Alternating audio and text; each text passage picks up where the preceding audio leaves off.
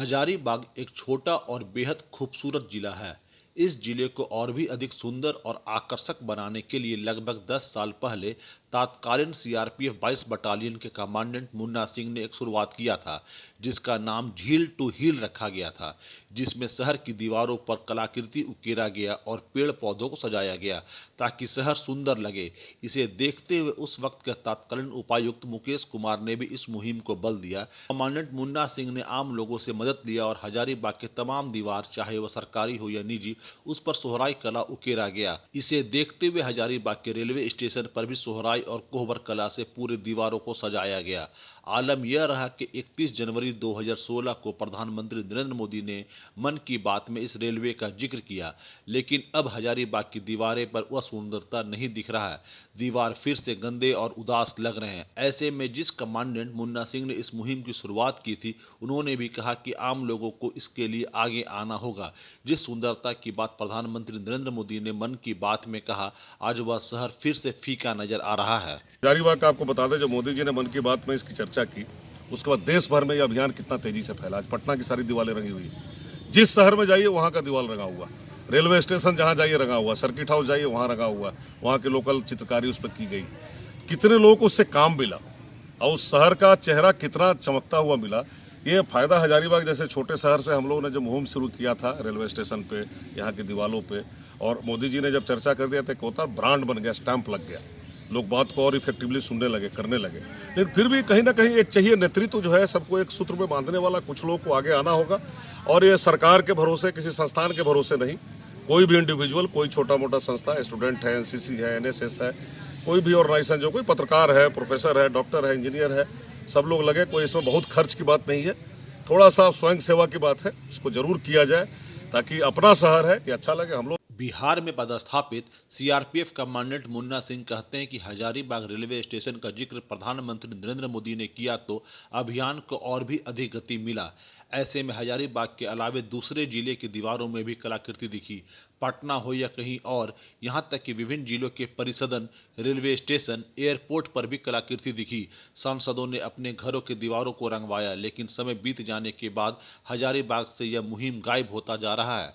उनका कहना है कि जब 2015 में लोग यहाँ आया करते थे तो यहाँ की दीवारों, पेड़ पौधों का जिक्र किया करते थे। जरूरत है फिर से समाज के हर एक तबके को आगे आकर इस मुहिम को शुरू करने की, ताकि जिला सुंदर और आकर्षक दिखे। कभी आए, बाहर से भी जो लोग आए तो उसकी बड़ाई करते थे। 2015-16 में मुझे याद है, जो इधर से गुजरता था एक बार इसकी पेड़ों की चर्चा करता था, दीवारों की चर्चा करता था। लोग चिट्ठी भेजते थे, फेसबुक पे लिखते थे, पेपर में आता था। हजारीबाग को लोगों को कितना अच्छा लगता था। इस अभियान को लेकर के कई लोगों ने कई तरह के अवार्ड प्राइज लिए। हजारीबाग जिले को बहुत जगह मान्यता मिली कि चलो इतना यहाँ साफ सफाई है, सौंदर्य है। तो अपना चीज़ अच्छा हो, हमारे जैसे पूर्वजों की सेवा कर रहे हैं, हमारा स्थान है और मातृभूमि है, इसको कितना अच्छा हम लोग कर सकते हैं। सब लोग प्रेरित हों, सब लोग से एक बार अनुग्रह करबद्ध निवेदन है कि सब लोग इस चीज़ को करिए।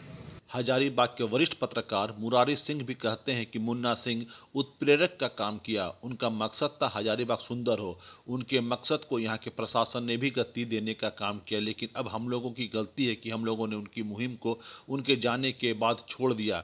फिर से हजारीबाग की दीवार बेजान हो गई है और दीवारें गंदा दिख रहा है। मुन्ना सिंह उत्प्रेरक का काम किया हजारीबाग में। उनका मकसद था कि हजारीबाग शहर साफ़ सुथरा हो और साफ़ सुथरा होने के साथ सुंदर भी लगे, उसकी एक अलग पहचान बने।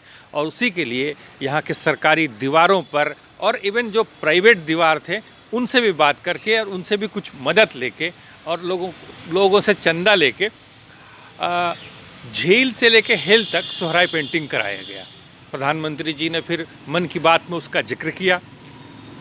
हमारी जो सोहराई पेंटिंग्स थी, जो बरसों पुरानी है, यहाँ ट्रेडिशनल आर्ट है, उसको जीआई टैग भी मिल गया, उसका अंतर्राष्ट्रीयकरण हो गया।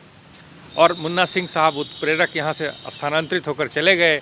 अब हम लोग हमारी गलती है, हम लोगों की गलती है कि हम उनकी मुहिम को आगे नहीं ले जा पाए, वहीं विराम लग गया है। पद्मश्री बुल्लू इमाम जो सोहराई कला को नई पहचान दिया और गांव की कला को विदेशों तक ले गए। उनका कहना कि सड़क पर ही नहीं, यह कला से जुड़ी प्रदर्शनी विश्व के कोने कोने में लगे हैं, जो इसकी सुंदरता की बखान करता है। जरूरत है आम लोगों को भी इस कला को आगे बढ़ाने की। 70 म्यूज़ियम, बड़े बड़े म्यूज़ियम में दुनिया में हो चुका है और करीब 8 बार तो हम सोचते हैं लोग बाहर जाके पेंटिंग किए। फ्रांस में आपका ला रोशेल में जा कर के पेंट किए थे। ये सब 10 साल पहले की बात है। और फिर आपका आर्ट्स अटलांटिक में, वो आर्ट्स अटलांटिक में थे। फिर आर्ट पैसिफिक में भी हम लोग का हो चुका है आपका पूर्वी क्षेत्र में। और फिर पूरा यूरोप में तो एग्जीबिशन हो गया है, पूरा स्कैंडिनेविया में हो गया है, पूरा वेस्टर्न यूरोप माने Germany, France, Belgium, England, Holland, Switzerland, आप जो जगह बोलिए सब जगह हो चुका है। सोहराई कला को अब पद्मश्री बुल्लू इमाम के वंशज आगे बढ़ा रहे हैं। उनके बेटे जस्टिन इमाम और पुत्र वधू अलका इमाम तीसरी पीढ़ी तक इस कला को ले जाने के लिए कोशिश कर रही हैं। उनका भी कहना है कि सोहराई 8 से 10 तरह का होता है, लेकिन अब सोहराई कला के साथ लोग अनजाने में ही सही लेकिन गलत कर रहे हैं। सोहराई में प्राकृतिक रंग का उपयोग होता है, लेकिन लोग अलग अलग रंग का उपयोग कर इसकी सुंदरता को कम कर रहे हैं। जो हम लोग का झारखंड का जो सोहराई का जो कला है, इसकी बहुत इसमें विविधता है।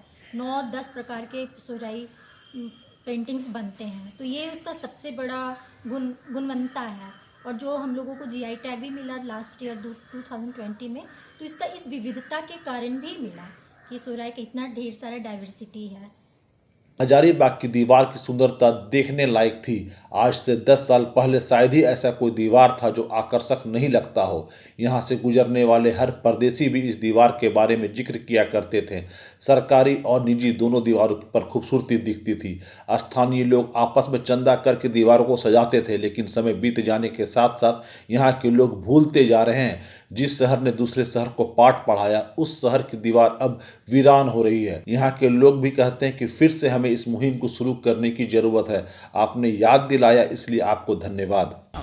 निश्चित तौर पर हजारीबाग के लिए यह गौरव का विषय था कि हजारीबाग के जितने भी दीवार थे वो सजा हुआ था, और अगर अभी इस तरह का नहीं हो पा रहा है या मिट गया है तो कहीं ना कहीं हम लोग इसके लिए पहल करेंगे। आपके चैनल के माध्यम से अगर हम लोगों को यह बात आई है हमारे सामने, तो निश्चित हम जिला प्रशासन से भी आग्रह करेंगे कि जो भी हजारीबाग की शहर है, जो भी मुख्य दीवार है, उसको पुनः इसी तरह सजाया जाए। देखिए, निश्चित तौर पर सुंदर लगता है। जिस तरह हम लोग हैं, सो अगर अच्छे कपड़े पहनते हैं तो सुंदर लगते हैं। तो शहर का जो सुंदरता है निश्चित इससे दिखता है। बाहर के जो लोग आते हैं उनके लिए एक अट्रैक्शन का चीज़ है, और दीवार भी साफ़ सफाई रहती है। दोनों कारण है कि साफ़ सफाई भी होती है और सुंदर भी लगता है। तो निश्चित तौर पर ऐसा होना चाहिए।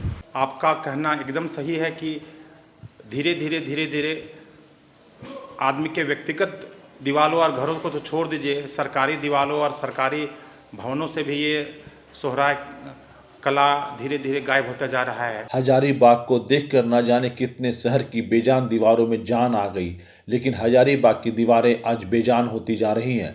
जरूरत है आम लोगों को भी आगे आने की, ताकि सुंदर हजारीबाग, स्वच्छ हजारीबाग की परिकल्पना पूरी हो सके। हम गर्व से कह सके कि हम उस जिले के वासी हैं जिस जिले ने कितने जिलों की दीवारों को सजा दिया। गौरव प्रकाश, ईटीवी भारत, हजारीबाग।